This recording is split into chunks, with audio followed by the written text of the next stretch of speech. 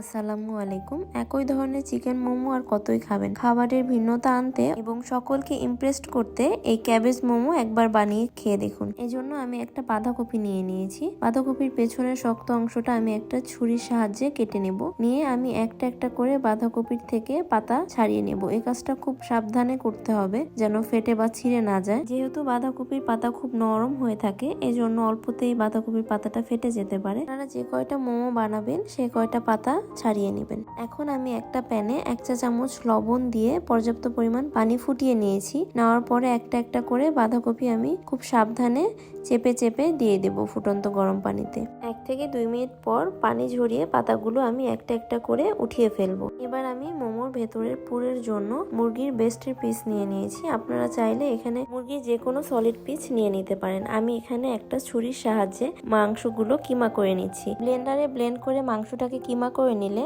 আমার কাছে অনেক রাবারই মনে হয় আর মোমোটা খেতেও ভালো লাগে না। চিকেনটা একদম পেস্ট হবে না, একটু দানাদার থাকবে। এখন আমি একটা মিক্সিং বলে চিকেনের কিমা নিয়ে নিয়েছি। এখন এর ভেতরে দিয়ে দিব পেঁয়াজের পাতা কুচি করে দিয়েছি, গাজর গ্রেট করে দিয়েছি, ক্যাপসিকাম কুচি দিয়েছি, মরিচ কুচি করে দিয়েছি, সামান্য লবণ, গোলমরিচের গুঁড়া, আদা ও রসুন বাটা ও সামান্য পরিমাণ সয়া সস। আর দিয়ে দিচ্ছি ফুটন্ত গরম তেল। দিয়ে একটা চামচের সাহায্যে ভালোভাবে মিশিয়ে নেব। যেহেতু তেলটা অনেক গরম, একদম ফুটন্ত গরম। তারপর হাত দিয়ে ভালোভাবে মাখিয়ে নেব। পুরটা রেডি হয়ে গিয়েছে। এখন আমি আগে থেকে ভাপ দিয়ে রাখা পাতাগুলো মোমোর জন্য শেপ দিয়ে নেব। এত বড় পাতা আমার মোমো বানানোর জন্য লাগবে না, এজন্য আমি চারি সাইড থেকে কেটে ফেলে দিয়ে চারকোনা শেপ দিয়ে নেব। এবার আমি পাতার উপরের দিকে পুরটা দিয়ে দেব। দিয়ে দেখতেই পাচ্ছেন আমি কিভাবে মোমোটাকে ফোল্ড করে শেপ দিয়ে নিচ্ছি।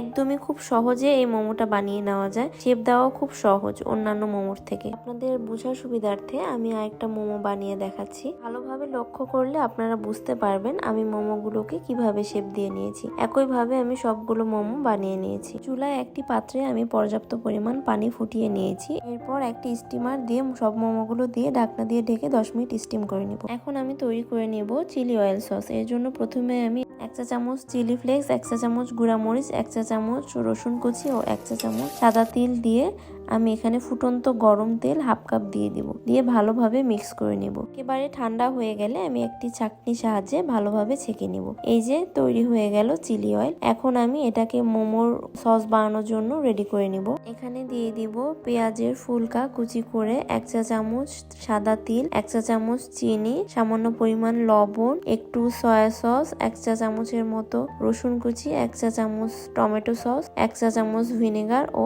1 চা চামচ পানি দিয়ে ভালোভাবে আমি সবকিছু মিক্স করে নেব। নিলে আমার মোমো সস রেডি। এই সস দিয়ে যে মোমো খেতে এতই ভালো লাগে, না খেলে বুঝতে পারবেন না। স্টিম করার পর আমার মোমোগুলো রেডি হয়ে গিয়েছে। এই অবস্থাতে মোমোগুলো খাওয়া যাবে, কিন্তু আমি একটু ফ্রাই করে নিব। এই জন্য আমি একটি প্যানে বাটার দিয়ে দিয়েছি। বাটারটা যখন মেল্ট হয়ে যাবে তখন আমি স্টিম করা মোমোগুলো একটা একটা করে দিয়ে দিব। মোমোগুলো আমি একটু শ্যালো ফ্রাই করে নেব। মোমোগুলো কিন্তু একদম ডিপ ফ্রাই করা যাবে না। আমি কয়েক সেকেন্ড মোমোগুলো একটু ফ্রাই করে নিয়ে, মোমোগুলোকে যে ফ্রাই করতেই হবে এর কোনো মানে নেই। আপনারা চাইলে স্টিম করেই খেয়ে নিতে পারেন, কিন্তু আমার কাছে মনে হয় যে একটু শ্যালো ফ্রাই করে নিলে মোমোগুলো খেতে বেশি ভালো লাগে, যে কারণে আমি একটু শ্যালো ফ্রাই করে নিয়েছি কয়েক সেকেন্ডের মতো। এখন আমি একটা একটা করে সব মোমোগুলো উঠিয়ে ফেলবো। তো খুব সহজেই রেডি হয়ে গেল ক্যাবেজ মোমো। এমন নতুন নতুন রেসিপি পেতে চাইলে আমার পেজটি ফলো দিয়ে পাশেই থাকবেন। আল্লাহ হাফেজ।